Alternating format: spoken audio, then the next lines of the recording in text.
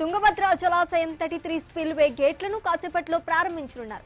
ఈ కార్యక్రమానికి కేంద్ర జలశక్తి మంత్రి సిఆర్ పాటిల్, ఏపీ, తెలంగాణ, కర్ణాటక సీఎంలు చంద్రబాబు, రేవంత్ రెడ్డి, డీకే శివకుమార్ హాజరు కాబోతున్నారు. వారు కాసేపట్లో తుంగభద్ర జలాశయం వద్దకు చేరుకోనున్నారు.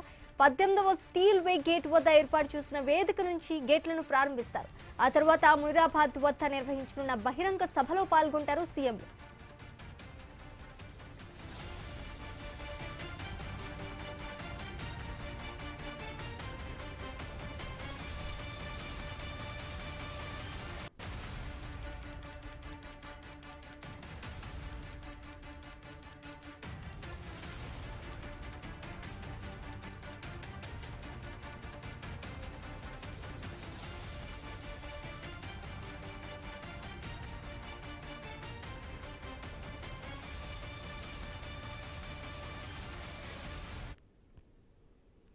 తుంగభద్ర జలాశయం 33 స్పిల్వే గేట్లను కాసేపట్లో ప్రారంభించనున్నారు. ఈ కార్యక్రమానికి కేంద్ర జలశక్తి మంత్రి సిఆర్ పాటిల్, ఏపీ, తెలంగాణ, కర్ణాటక సీఎంలు చంద్రబాబు, రేవంత్ రెడ్డి, డీకే శివకుమార్ హాజరు కాబోతున్నారు. వారు కాసేపట్లో తుంగభద్ర జలాశయం వద్దకు చేరుకున్నట్టుగా తెలుస్తోంది. ఇక ఇదే అంశానికి సంబంధించి పూర్తి డీటెయిల్స్ మా ప్రతినిధి ప్రశాంత్ శర్మ లైవ్ ద్వారా అందిస్తారు. ప్రశాంత్ శర్మ, మొత్తానికి 73 ఏళ్ల తుంగభద్ర చరిత్రలో ఒక చారిత్రక ఘట్టంగా చెప్పవచ్చు.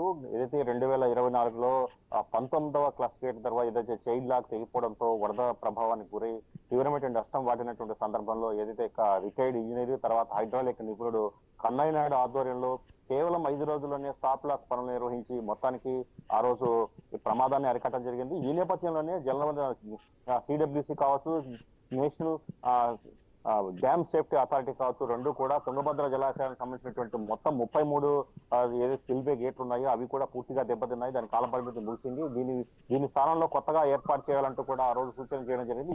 ఈ నేపథ్యంలో రాష్ట్ర ప్రభుత్వం మొత్తానికి 33 కొత్త గేట్లను 51 కోట్ల రూపాయలతో నిర్మించింది. దానికి సంబంధించినటువంటి కేవలం 6 నెలల పరిధిలోనే మొత్తం పూర్తి చేసి ఇవాళ ప్రారంభోత్సవాన్ని చేపడుతున్నాయి. ఈ ప్రారంభోత్సవానికి తెలుగు రాష్ట్రాలకు చెందినటువంటి చంద్రబాబుతో పాటు రేవంత్ రెడ్డి, అలాగే కేంద్ర జలశక్తి సంబంధించినటువంటి మంత్రి సిఆర్ పాటిల్ తో పాటు మరికొంతమంది కేంద్ర మంత్రులు, అట్లాగే కర్ణాటక సంబంధించిన డీకే శివకుమార్ తో పాటు తెలుగు రాష్ట్రాలకు చెందినట్టు ఉప ముఖ్యమంత్రులు అట్లా బట్టి విక్రమార్క కావచ్చు, తర్వాత పవన్ కళ్యాణ్ కావచ్చు ఇది హాజరవుతున్నారు. అట్లాగే చాలా మంది ప్రముఖులు కూడా ఈ కార్యక్రమానికి అయ్యే అవకాశం ఉంది.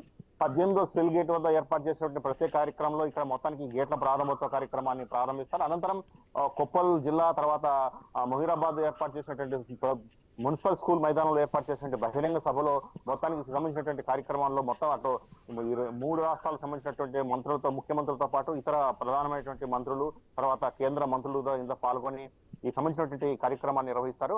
ఒక మొత్తానికి తుంగభద్ర డ్యామ్ సంబంధించి 33 కొత్త గేట్లు ఏర్పాటు చేయడం అనేది ఒక చారిత్రక ఘట్టంగా చెప్పవచ్చు. తర్వాత దీని లైఫ్ కూడా మరో 50 ఏళ్లు పెంచిందని చెప్పాలి.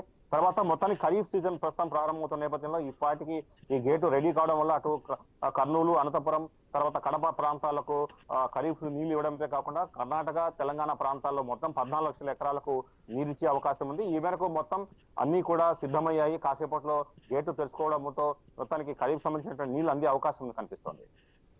Right, thank you Prashant Sharma.